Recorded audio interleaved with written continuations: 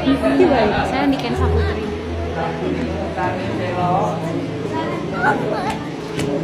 Tutup.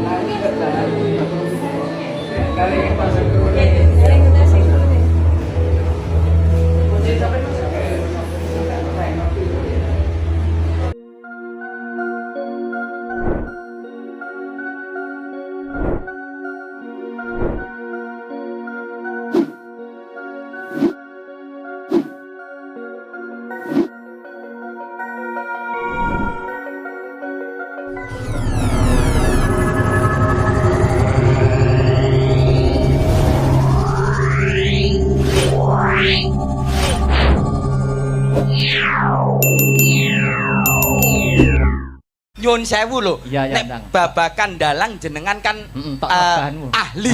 Ya. Nyun sewu nek SDM sumber daya manusia niku jenengan dereng kalwan menang kali Mas Victor. Aja ngenyek lho, Victory adik tingkatku. Berarti mau gimana pun tetep unggul aku. Les mboten. Nyun sewu, Mas Victor, gunung di atasnya Sarangan namanya apa? Gunung Lawu, Mas. Saiki jenengan piro bobote Gunung Lawu? Buasok. Iso ora? Yo ora tau ngukur aku. Goblok kowe iso. Loh, kecil. Pinter lho ngenten iki lho. Lho, apa iso? Sapi iki sikile piro? 4. Jenenge sapi iki sapa? Lho, mosok wong kenalan karo sapi lho. Iso apa ora? Gak iso. Goblok kowe iso. Iso. Pinter lho ngene iki lho. Lho jawabe gur iso tok no. Lah nyatane iso. Seumpama ada rambutan 1 kilo harganya 5.000. Kalau 2 kilo berapa? 10, Mas. 10.000. 1 kilo harganya 5.000 rambutan, Mas Dalang. Nggih. Berapa harga rambutan 1 pohon? Nah. Ayo. Iso apa ora? Lah 1 pohon iki pirang buah? Ayo. Iso apa ora? Ora iso. Goblok kowe iso. Iso. Pinter lho. Aku medun aku. Lho. Ora leh nesu. Sabar. Lah kok nggur iso ngono tok lho. Tani iso. Pentelak pitakone. Sing luwih angel ya, Jal. Engko aku yo ngekeki ujian. Yo. Sing luwih angel ndang bedhekno neh apa? Jenengan kan kula sawang dalam akhir-akhir ini iki. Aku ya mangono. Oh iya. Dalam akhir-akhir iki kan rodok dekat dengan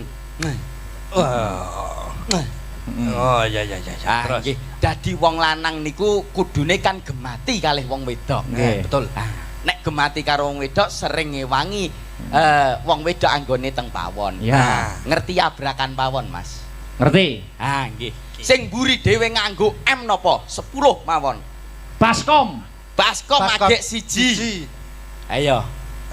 Baskom. Alah, baskom agek 1. Alah. Mangkok. Mangkok. Tibane kok mangkok. Aku jelas iso. Baskom. Iya. Amung siji tok nek aku lha mbok 10 sak drijine sikil ngene. Apa? Baskom. Wah aku itok paling. Magicom. Oh iya Magicom. Loro. Terus Wajan N ae. Wajan aluminium. Sotel aluminium, sublop aluminium, kenceng aluminium. Alah. Raimu aluminium. Ora oleh nesuin Allah masobirin. Iki nggo pancingan sik. Wah, lha iki seneng iki. Iki dhuwit berapa? 5.000. 5.000. Wah, lah kok wis ombo, Mas? Kok apane? Kok ombo pinto, Mas? Kertase lho ombo. Iso njumuk dhuwit 5.000 ning isor iki blangkon tanpa nyinggol blangkone tak kei 1 juta wae. Ayo, sampai isor, Mas. Wah, lah kok njumuk dhuwit 5.000 ning kene ya tanpa nyinggol blangkone. Tanpa nyinggol blangkon. Oh yo ngono. Ayo. Kowe tanganmu sing cilik. Ora iso muter kowe. Alah, kowe kok malah mlebu jero blangkon, malah dadi kura lho dadi. Ora iso to? Jenengan napa saged? Iso. Carane nganggo kebatinan, Mas. Lho. Oh iya lho. Wah, wis tak cekel. Bukaan. Mosok to? Nyekel duit 5.000 tanpa nyenggol blangkon. Alah, entut. Iso tanpa nyenggol blangkon. Nek nggur duit nyuwun sewu tenah Pak Dalang langkung sugih. Ning nek umpama babakan dono weweh kula mboten eman. Apa kowe? Nggih. Kula gadah pertanyaan. Jawaban kudu kodhok. Wi. Lho. Duit pironan kowe? Asli to. Ngeten-ngeten iki nggen kula maine mboten ngitung, Mas. Bajiret ya aku 5.000 kono ngeketan iki. Kalami. Nek ngeten-ngeten iki nyun sewu lho Mas. Kalami bawa wisan. Nyun sewu lho nek ngeten-ngeten iki ngen kula niku mboten nate ngitung. Oke. Maine kilo. Mas. Oke, siap.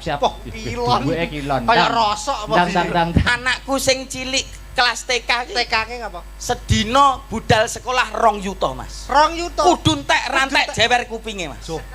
Kere ben penting sombong to ndak? Kere sombong. Tak sekolah anakmu mbok samani pira? 2 yuta Mas. SD kuwi. MI anu TK sing MI beda neh. Pira? 4 yuta. Boh. Nek rantek Jewer ndase. Sak kupinge. Bocah kene. wong mampu. Kere yo ben penting sombong. Lah kowe mau dhuwit 50.000 piye, Mang? Ulang nggih. Kula gadah pertanyaan jawaban kudu kodhok. Iya. Jawaban sak liyane kodhok dhuwit balik. Oke. Deal. Yen Kalah 200.000 gorene. ya. Otok-otok kunine. Kodhok. Suara Ya kodhok no. Wah, malah penak ngene Mas. Kandhani kok. nek udan-udane ana swara Kodhok no. Kodhok. 150. Dhuwit karo kodhok milih Kodhok. ngene. Centong. Es. Jare entuk kodhok entuk 50. Lah iya to. Otok-otok. Jadi pertanyaan jawaban kudu kodhok. Ya. Jawaban sak liyane kodhok dhuwit balik. Iya. Yen kalah 200.000 gorene. Heeh, otok-otok unine. Kodhok. Swara. Kodhok. Teo-teo blung swara. Kodhok. Dhuwit karo kodhok milih. Kodhok. Ha iya Ah, gorene ngene. dhuwite 200 gorene, Mas. Ayo bener to, Mas. Apa? Lho kalah kok 200 gorene no. Anu Mas dhuwit kurang. Kok Mas. Ning dhuwur panggung ora nggo dhuwit. Nggih. Anu enten bapake, bose teng pake. Ya. Niki tetembangan lelagon nggih. Oke, niki ditegan. Selamat. Winginane dhuwit materi ngene iki musuh dagelan bablas ya. Iya, aman ya, Mas. Nggih. Nggih, pripun? Manut jenengan berkaipun bawa napa-napa terus mengke kersane. Manut kula. Pripun? Padha manut kabeh. Pripun? Sing bawa gantian. gentenan. Barang bawane Mardika wae. Oke. Wong loro didu suarane. Lho. Oke, syukur ora untune. Wegah. Rasudi. Untuk kemajon.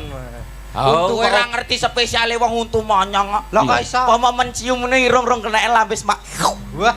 Alah genep sesasi yo krowok cangkeme. Lho. Apa wis? Pelok. Manut. Ah, pelok. Iki Sak isone. gawe-gawe wong tuwek. Mboten napa-napa. Ngerti tuwek kok randang pangan codot. Pelem piye? Oh, pelem ya kayak. Pangan codot. Ayo. Pamintaku Ape. Elok jan. Elok. Nimasido hasik. Tok. Arasa. Ngetes kendang. Ngetes kendang. Wah, landandani kendang kok ning kene to, Mas. Mbok digawa ngisor ngono. Mbok kira palaran to? Nggih. Ben apik kok. Ayo Mas Victor. Oh, atuh. Atuh. Bocah iki bokonge ning ndi, Cak? Yo nang kene. Kegeden klambi ra ketok. Ya. Atut runtut tansah reruntungan. Weh, diarek. Kok jak Suaramu apik men lho. lho ya ora sombong to, Mas. Iki asli suaramu metune kondi lho. Kok kene? Ya kok kene to kok ya umume lho. Iya. Ape. Mung gedene sak baterai wis suarane kok wekung banget. Baterai kok. Aku samari nek Victor ning anu lho, sawah ngono. Apa? Di pangan garangan. Adi kira kintel kono apa kok ya. Sok kintel. Lanjut. Go. Hing sarina sawengine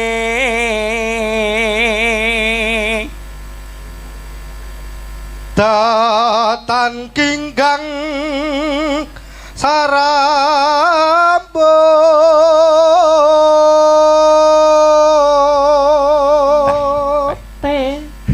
tene sapa lamun adot sak saketing ati. Hati-hati mundur nek wong golek kodhok. Oh Mas Heru. Mas Heru. Golek kodhok. Yen cedhak tansah mulak sida asetu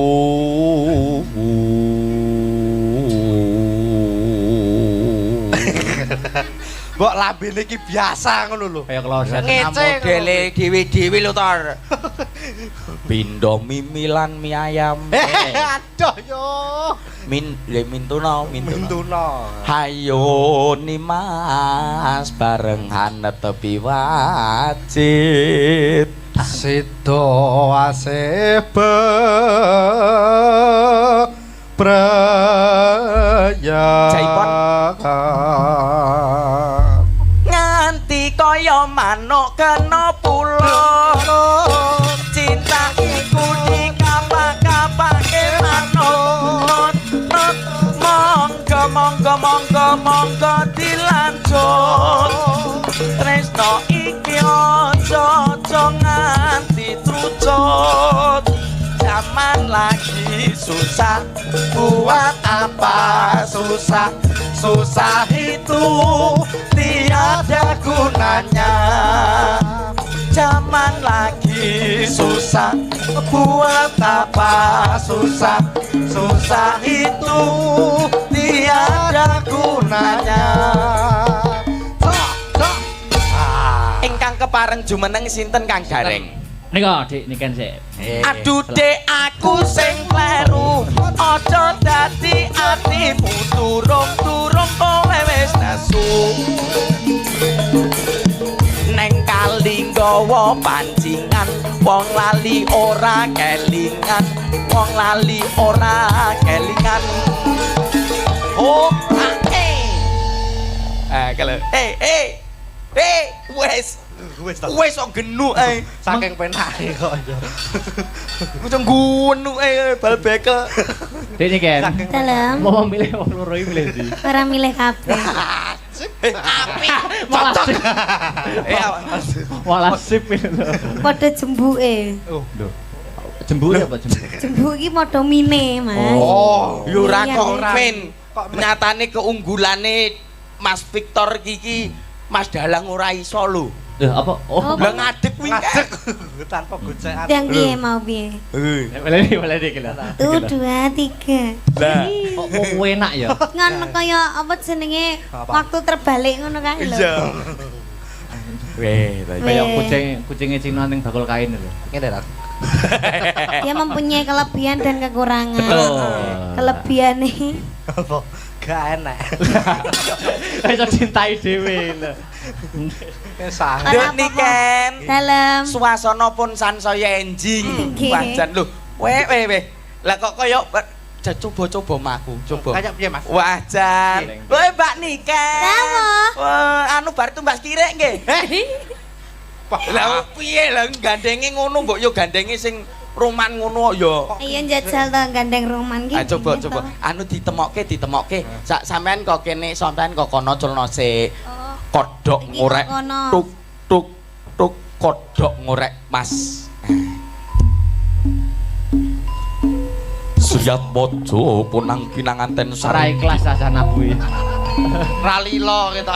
Iki kan perang. Oh iya peran sip. Wekdal punika wanjinipun Sriat Mojo punampinanganten daub. Atmojo. Niki wanjinipun balang-balangan. Weh, aja mencelat no ki kok. Woi. Keprukmu rodok cilik wae. Wah. Iki. Aja. Manten pengarep Ndi? bacokan. Mau gepeng. Wah, oh iya. Balang gantal. Balang Iki bae, gantal. Mas. Kuwi panganan lho, Duk. Ah, Yo ki panganan. Iki bae. balang-balangan sampun wingko mbok lho gedene nggur sak Atos kuwi. sak Ora menika atos iki. sak menika wancinipun sungkeman. Ya. Heh? Sarehne manten milenial sing sungkem mboten manten putri ning sing sungkem manten kakung. Loh, Manten milenial manut dalang ora? ya manut. Lah iya. Nek aku sing sungkem perang balik asale. Ki sing sungkem manten lanang. Modern. Ja. Sing sungkem manten kakung. Sak menika wancinipun ngidek ndok. Waduh. Cek. Lek Mas Hop gak sida Mas mantene sangklir. Ya, Kurang balang-balang. Ya bener lho yang ngidek-dek lho ya. Lha yo maksude ndok iki kan disepake karo priase lho urung-urung wae manten lanang didek. Babar yo sangklir. Wis karek sitok Mbak Idak ilang lho. Ki masa sih tok? Entek iki. Karek sitok didak wajan. Weh ta ya. Yo. Kuyo. Jenengan piyambakan napa duet kalih Mas Victor? Ya monggo. Mangga manut. Apa sing pelok bebas lecek? Pelok. Cie Dik, cie. Apa to? Lah piye kon gak muni Dik terus muni piye? Yo nyeluk yo wis. Ya Dik. iya to. Lah iya bener to. Lah ya Dik. Ya. Ayo Mas. Apa? Bebas. Sing gampang ae jambu alas ora apa-apa. Jambu alas. Sing gampang ae. Wis. Duet. Anu iya, Niken Mas. Salindri. Kecil mungil balita kemasan saset. Loh. Sik to. Adik, kuntik Enek bogel, kemasan saset, kecil balita, anak jurik. Yo. Ora. Aku ki ngrasakne Mas Dalang Akbar ki kok yo bangetan men. Nyapa to, Mas? Wong ngerti sakmene lho lah kok dikon ngempul. Masa ngompol to? Kon ngempul barang. Wah, kuantem gong. Tapi dia duwe mata batin ning gone ndas. Lho. Ngempul. Ngompol merenang. Yuk. Ayo diaturke. Jembalas yuk. Iya. Ya. Jambu Jambu alas. alas.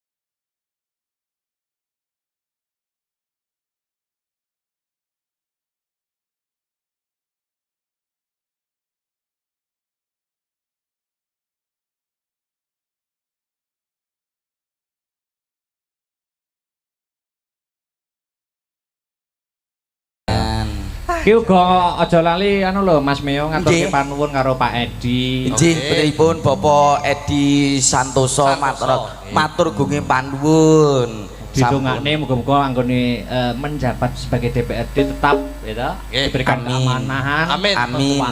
Amin. Menapa ingkang ginayuh mugi saged kasembatan. Amanah barokah. Amin. Di Kumala jumeneng. Yuk musik. Kumala sepote. Ya, jumeneng. Penyanyi meneng musik meneng Al-Fatihah. Wis ngadeg kok sepot. Lah meneng bareng. Ya. Piye to pane saja kok gak seneng aku ngadekin apa? Gak apa-apa. Lah cacara disepot. Mau nyanyi Cacahe lagu sik seneng anu lho Mbak Dwi. Dalem Mbak mripun. Dwi cik seneng ngadege Victor ngono. Nang Mas aku pengen lihat nah. Hah? Pengen lihat kayak Yo, mau. yo iku sitok pengen ero kabeh. Kok tak kirimi videone tutorial. Apa Pak? Wis. Monggo kersa yo. Nggih mau wonten pamundutan nemen nggih. Oke. Nemen. Victor. Nggih, Mbak. Iki lho gak kacek adoh. Si Iya toh. setel Wah, wis. nek karo mau ya keduren. Oh, keduren ra gedok kok malah. Iki lho. Wah, ngene ya. Iya. Apane? Anu maksudnya iki aduh. Iya, katur. Dek ada terus. Di ada. Terus yo. Apik iki.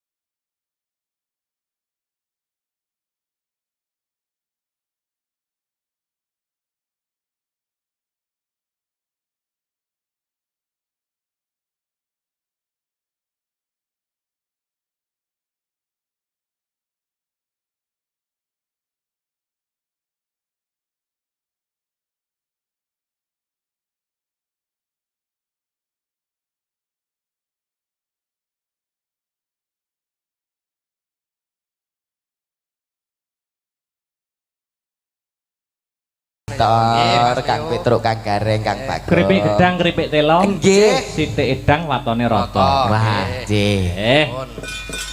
Tak nutuke lakon tuku tahu ning Kediri bila ada waktu kita bertemu kembali ya. Siap. Nah, donga-dinonga sukses. Pokoke nggih. Heeh. Mas Gareng, Dik Bagong. Ya, Truk. Piye Mas?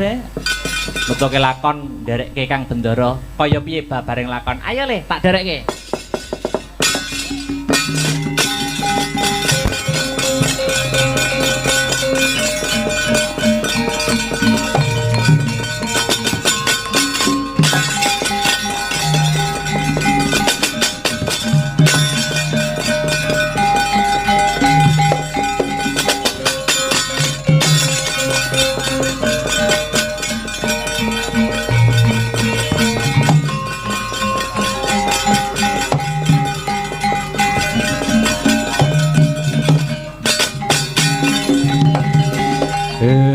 Angin amit milir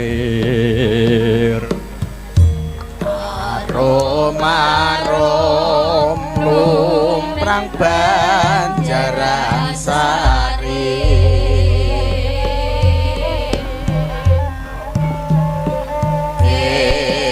angin amit milir Arom lumprang Banjaran Sari Tadatas maknya sakarna dang umakar Kaduk retno bremara ngisap sarine brengengen sikumbangiku anto sejatine madu sirnane lungkrah lan lesu ibare alar ambabar laju iberidere lumayan dengawan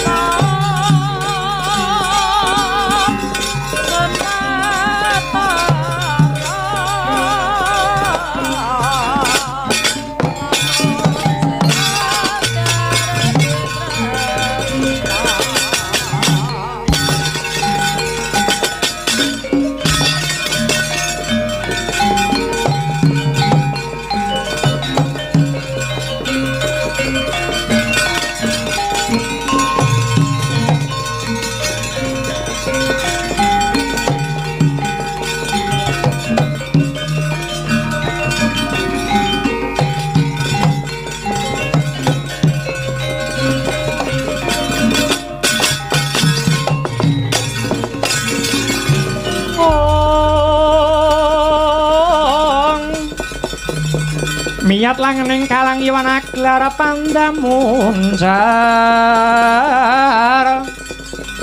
Ong tinon lerek konang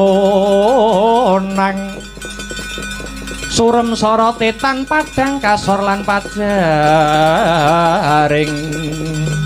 purnameng gegono dasare mangsa katiga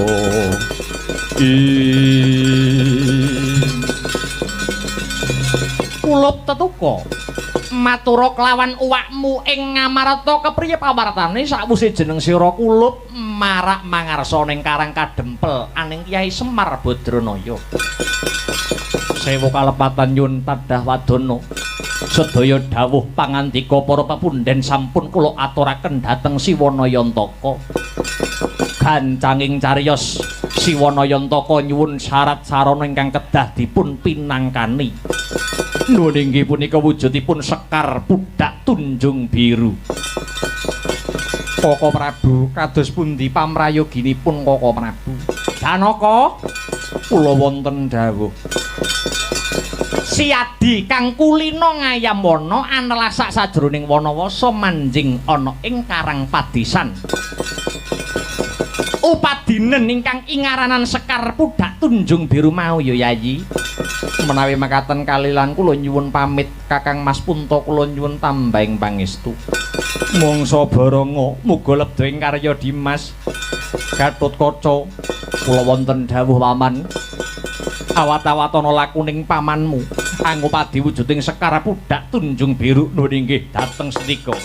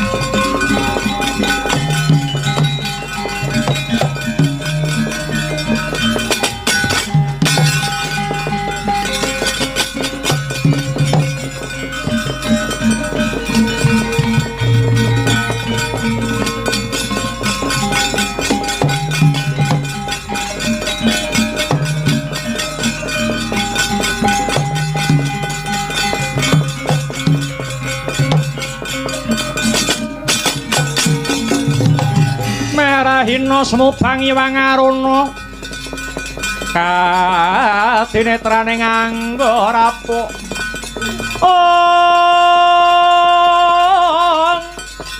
sabaning kukila ring kanigara saketer kinedonganing kung lir wuwusing pinipanco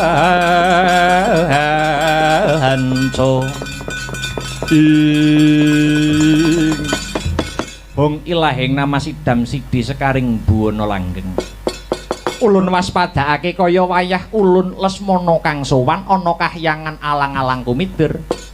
Sumengko pengawak bajra kang dadi lakumu ana parigawe apa? Nuwun inggih Duh Hyang padha winenang. Kula marak sowan awit wonten perkawis ingkang saklangkung wigatos.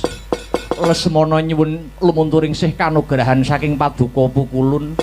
Ingkang arupi Sekar Pudhak Tunjung Biru.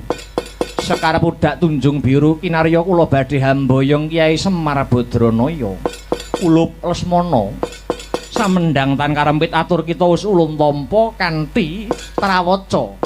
Kita ora kleru menawa nyuwun Sekar Pudhak Tunjung Biru marang jeneng ulun awit ya ana alang-alang kumitir kene papane kembang mau kulup. Lan wis titiwancine kembang mau linggar saka wasta ulun. Tanpa nono ulun ora ora anggone masrahake kulup.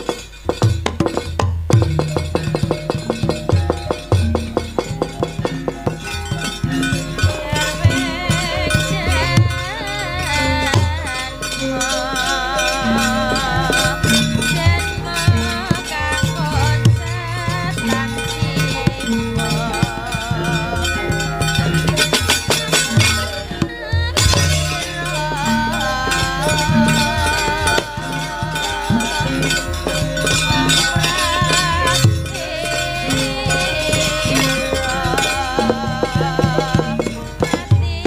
ngaturaken gunging panuwun pukulun. Iya, kula Lesmana tiba sepadha-padha. Sakwise sira sembada ngregem kembang pudak tunjung biru, kita aja pegat ing pengati-ati Ngger Lesmana. Ngestakaken dawuh pukulun, rehening sampun kasembadan panyuwun kula. Keparenga kula nyuwun pamit badhe wangsul wonten Pancawati. Ya Lesmana, ulun nyangoni Raharja.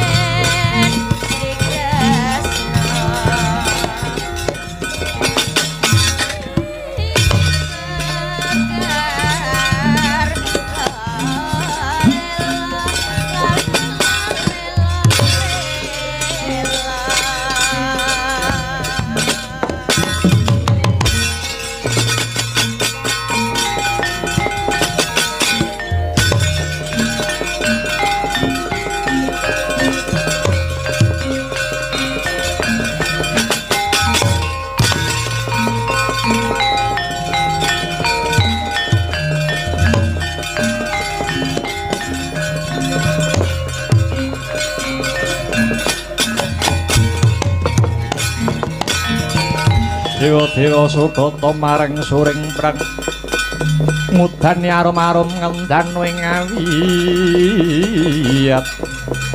ing danan jaya lan tetuka kang sowan ana parigawe apa dene sira marak ana panjenengan ulun pukulun dosa menapa ingkang kula sandhang menawi kula nglairaken isining manah kawula. Jernyatanipun paduka Hyang Pada wenang sampun nyumurupi ancas kula. Ulup Janaka, nadyan kita ora matur ulun wis mangerteni.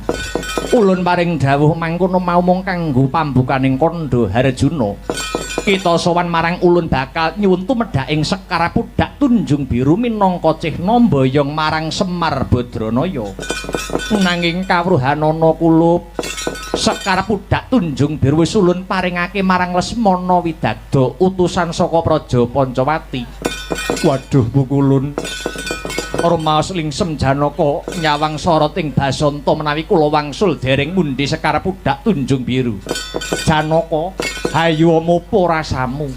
Kalamunta Sekar Pudak Tunjung Biru bisa uwal saka astaning Lesmana, ndak kira ora kurang jalaran nyuwun pangestu liwata tepining lepen tempuran kang bening banyune.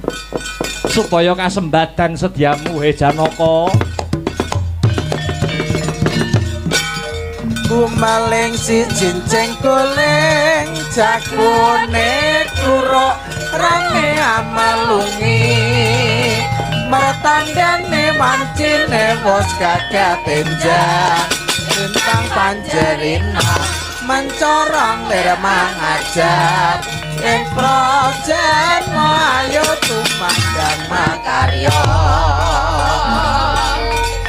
Gumaling si cincing kuling jakune kuruk rame amalungi martandane wancine wos gagah tenjang lintang panjerina mencorong lir mangajab ing projen ayo tumandang makarya.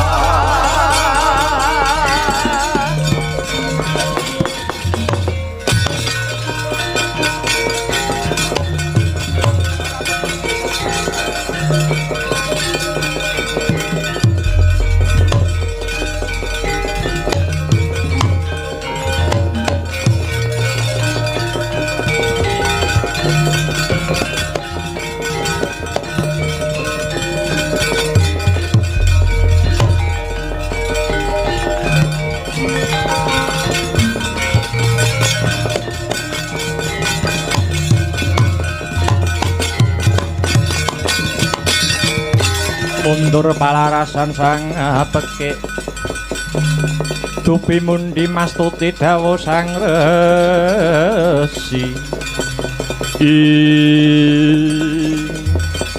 Apa bener jeneng sira kang jeneng Lesmana Widagda? Pancen bener. Kowe sapa? Panengah Pandhawa satriya Madukara saka negara Ngamarta. Raden Janaka ya Harjuna kang dadi kekasihku. Sumedya laku mak ngendhek marang lakuku. kembang Sekar Pudak Tunjung Biru bakal tak jaluk minangka mboyong Kakang Semar. Yen ora mbok wulungke bakal tak rudha paripeksa. Weh ladalah. Murang tata. Bagus rupamu. Ning jebule kowe arep mbegal daraku. Parat.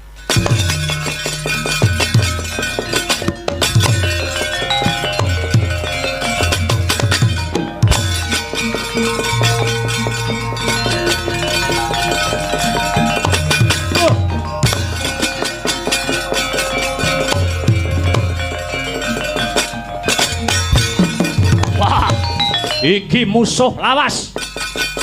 Kowe uga arep mboyong Kyai Semar Badranaya. Lakon mboyong Kyai Semar Badranaya wis bisa nglangkai bangkine Anoman. Pecak pirang dina tak ladeni musuh Satru Pinggondari Gatotkaca. Ayo tandingono iki mantan Gembong Senopati Suwilagiri. Galong pecah dasmu.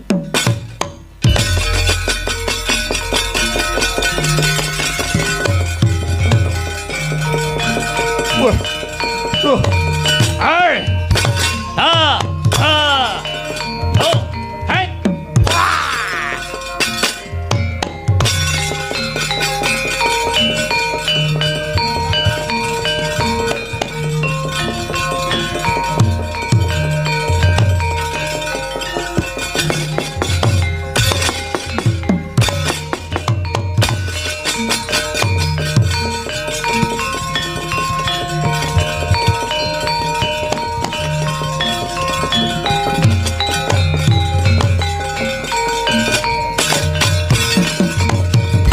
Rogat gagat denira rebutan Sekar Pudak Tunjung Biru. Nalika semono kodrating jagat gaweaning para dewa. Sekar binelah dados kalih ingkang dinasta Raden Janaka Sekar Pudak Tunjung Biru. Kang diasta dening Raden Lesmana amung wujud cangkokipun kang winastan Cangkok Wijayamulya.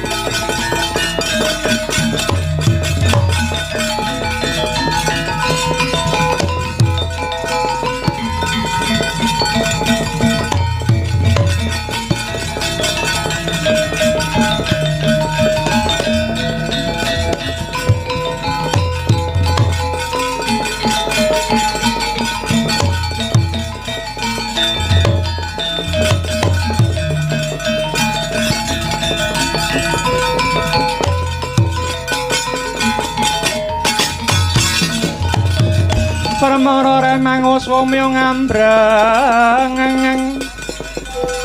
kati karunaning kaswase aneng marga memalatkung risang gondo wastrat mojo leng-leng lalu hangul hati Kakang Semar Janaka kang sagu mujuti Sekar Pudak Tunjung Biru kang tegese dina iki uga Kakang Semar bakal kaboyong mring Ngamarta. Aja percaya Kyai, sejatine sing nampa saka Hyang Padhawenang kuwi Lesmana luwih dhisik nanging direbut dening panengah Pandhawa nganti aku mung ngantukake cangkoke wae. Sampun cukup, stop. Ampun do regejekan. Kembang lan cangkok bisa pisah niki saged dados pralambang kagem Ndara kula Janaka lan Ndara Lesmana. Ndara Lesmana kaliyan Ndara Janaka niku sejatine siji ning taksih kapisahaken. Benjang dados tunggilipun wonten lakonipun piyambak. Cobi mangpirsani. Badhe kula gathuke melih wujuding kembang lan cangkokipun Ndara.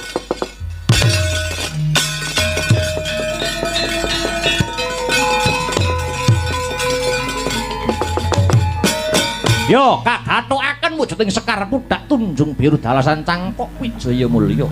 Badar sejatine wujud wenteh garwanira Kiai Semar Badranaya nenggih Bathari Kanastren.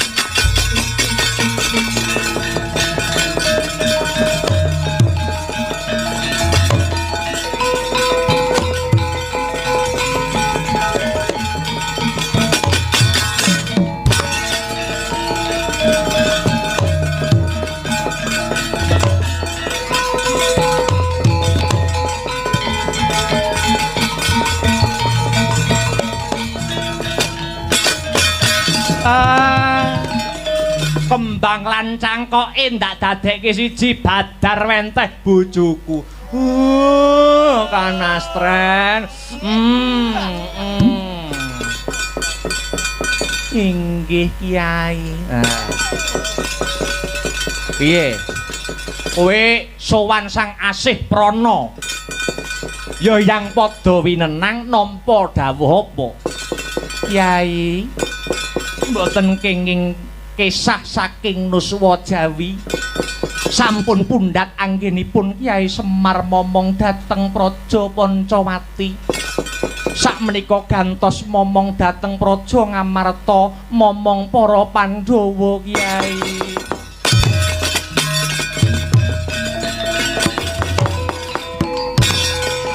Monggo Ndara. Tumuju wonten Praja Ngamarta, kodratipun kula momong dhateng para Pandhawa, Gus.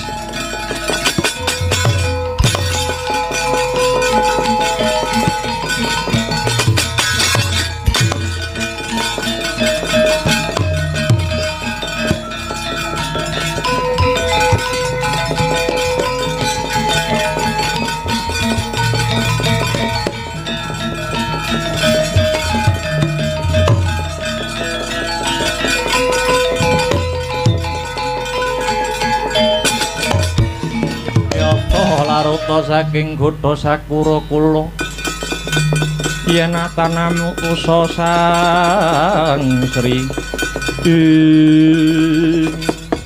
kepiye pawartane Dimas Bukaka Prabu ngaturi ketiwasan kula sampun nampi wujudipun Sekar Pudak Tunjung Biru ananging dipun rebat kalian panengah Pandhawa kekasih Raden Janaka. Satemah kula namung angsal cangkokipun kembang lan cangkok dipun gathukaken kalian Kiai Semar wenteh Bathari Kanastren. Bathari Kanastren paring dawuh menawi Kiai Semar kinen mapan wonten ing Nuswa Jawi amomong dhateng para Pandhawa. Nanging kala wonten pangandikanipun Kiai Semar ingkang ganjel sajroning raos kula Dukaka Prabu. Lho, Kiai Semar ngendika apa? Kembang lan cangkok ingkang pisah awit kinarya rebutan ing antaraning kula kalian Raden Janaka punika mratelakaken mbok menawi kula kalian Raden Janaka menika sejatosipun amung sajuga ibarat kembang lan cangkokipun kula wau Dukaka Prabu. Ya jagat ya Dewa Bathara syukur bagi jumurung. Lho, liripun kados pundi Kaka Prabu paring dawuh ingkang mekaten? Lesmana Sira lan Janaka kuwi mung katone loro nanging sayektine manunggal dadi siji. Ya Raden Janaka mau kang besuke bakal dadi dalan kasuwarganmu Lesmana. Mula ora muspra anggone siadi jumujuk nganti tekan Nuswa Jawa. Sayekti iki dadi dalan nitik marang kasuwarganipun Kakang lan Siadi. Kaka Prabu, menawi kasuwargan kula dhateng Raden Janaka, lajeng Kaka Prabu benjang badhe manitis dhateng pundi? Lesmana, manut wangsit kang dak tampa pun Kakang bakal manitis marang Ratu Dwarawati jejuluk Prabu Sri Bathara Kresna kang jampangi para Pandhawa rina sawengine.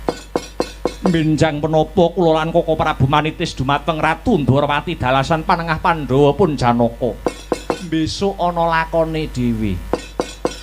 Wis ayo luwih dhisik enggal bali ana ing Pancamati Lesmana.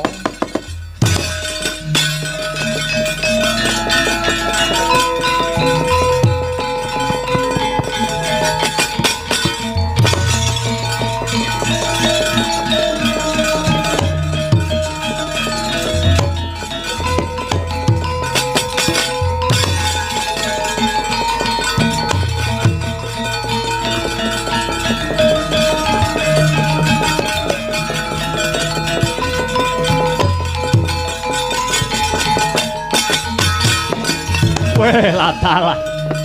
Gagar wigar tanpa karya anggone Praja Pancawati mboyong Kyai Semar.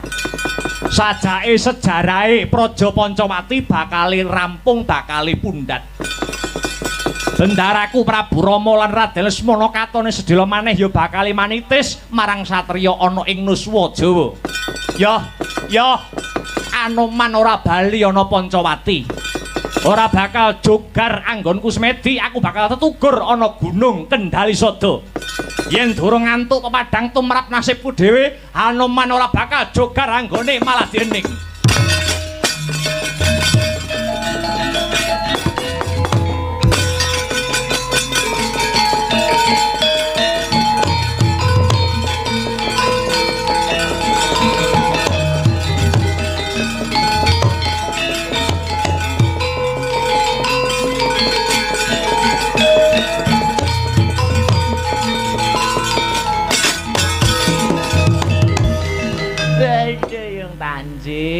Tanjir. Druhun Simonon tenan. Negara Ngamarta Pandhawa sing somboyong Kyai Semar Badranaya. Kurawa. Ayo barisan witing kelapa dibuka, barisan witing kelapa. Ngebyuk para Pandhawa pateni.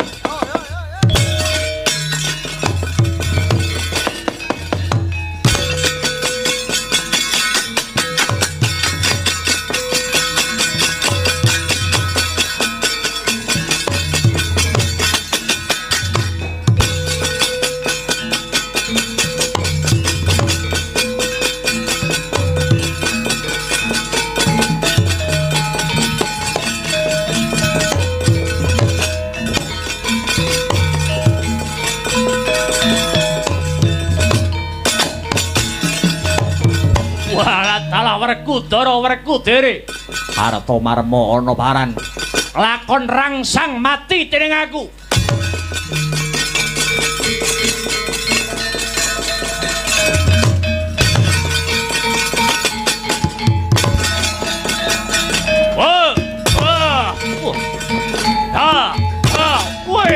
Mati aku.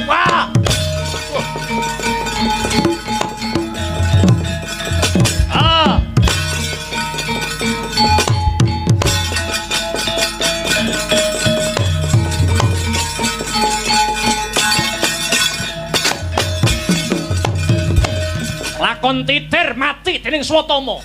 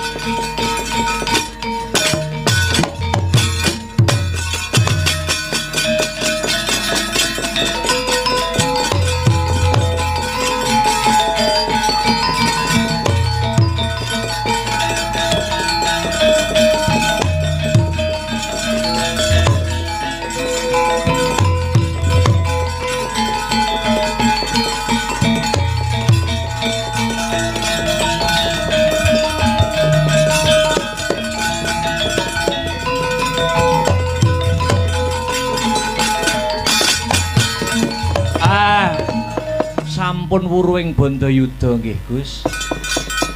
Ingkang baku sing ruwet pun udar, sing peteng pun padang. Semar ingkang kasembadan boyong dhateng Ngamarta maratandhai nilap panas mara bumi. Utawi wahyu pamong niku sampun paripurna. Iya Kyai Semar aku melu nyekseni. Sing becik dadya patuladan ingkang ala kagilesa anut lakuning jaman. Menawi kula nggelar seratri wonten tembung sak kecap tindak sak pecak ingkang boten meranani kula sak kanca nyuwun lumunturing sih samudra pangaksami pungkasane ngatur billahi taufik wal hidayah waridha wa inayah. Wassalamualaikum warahmatullahi wabarakatuh.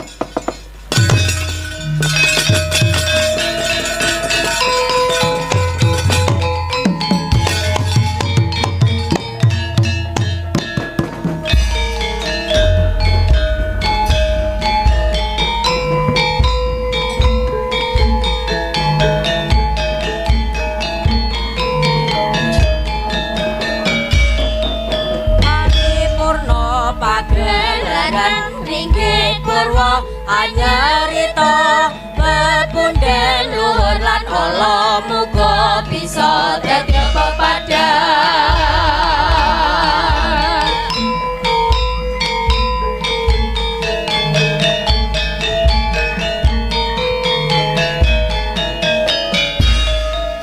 Paripurna pagelaran ringgit purwa anyarita